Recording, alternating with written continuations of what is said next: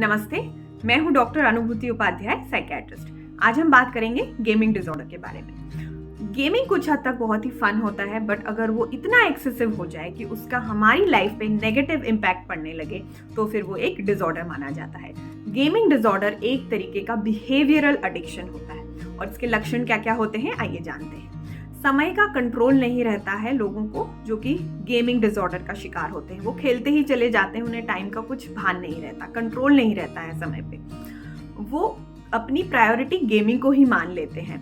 अपने कुछ काम हुआ या फिर होमवर्क हुआ या घर का कुछ रिस्पॉन्सिबिलिटीज हुआ, वो सब भूल भुला के सिर्फ गेमिंग को ही वो प्रायोरिटी देने लगते हैं। वो अपने गेमिंग की हैबिट्स को छुपाते हैं, वो बताते नहीं हैं और कम बताते हैं कि हमने इतना सा ही खेला या थोड़ा सा ही खेला। अपने रियल लाइफ इमोशन से एस्केप करने के लिए वो ज़्यादा वर्चुअल वर्ल्ड में गेमिंग खेलने लगते हैं।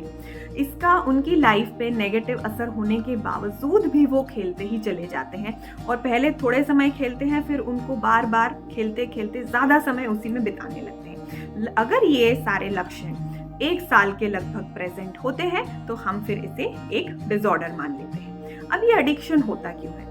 इसमें व्यक्ति को इंस्टेंट ग्रेटिफिकेशन यानी कुछ भी चीज़ का एकदम से प्लेजर का उन्हें एहसास होता है और उन्हें कोई स्टेज पार कर ली या फिर कुछ कॉइन्स मिल गए तो उन्हें बहुत हैप्पीनेस महसूस होती है, डोपामिन का किक मिलता है।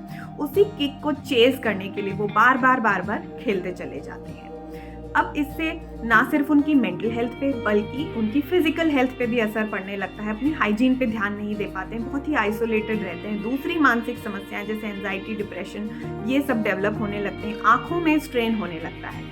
अब इसका ट्रीटमेंट हम कैसे कर सकते हैं? सबसे पहला होता है कि हम आइडेंटिफाई करें कि यस, ये एक प्रॉब्लम अब लाइफ में बन चुकी है और इसके लिए हमें हेल्प लेनी चाहिए।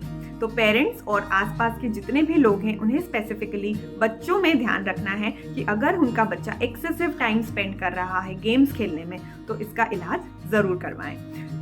इसके इलाज में बहुत सारी चीज़ें हैं, जैसे कि थेरेपी बहुत ही इंपॉर्टेंट रोल प्ले करता है। मेंटल हेल्थ प्रोफेशनल्स जो होते हैं, साइकियाट्रिस्ट या साइकोलॉजिस्ट, एक डिटॉक्सिफिकेशन प्रोग्राम्स होता है जिसमें कि कई सारी बिहेवियरल टेक्निक्स बताई जाती हैं जिससे वो जल्द से जल्द बाहर निकल सकते हैं। और लास्टली दवाइयाँ भी अवेलेबल हैं। अगर उन्हें कुछ कोमॉर्बिड साइकेट्रिक प्रॉब्लम है या फिर ये कंपल्सिव बिहेवियर अगर बन गया है तो उस बिहेवियर को कंट्रोल करने के लिए मेडिसिन भी बहुत हेल्पफुल होती हैं। यदि किसी को भी इस प्रकार की समस्या है तो आप ज़रूर हेल्प लें, इससे आप बिल्कुल बाहर निकल सकते हैं। Thank you.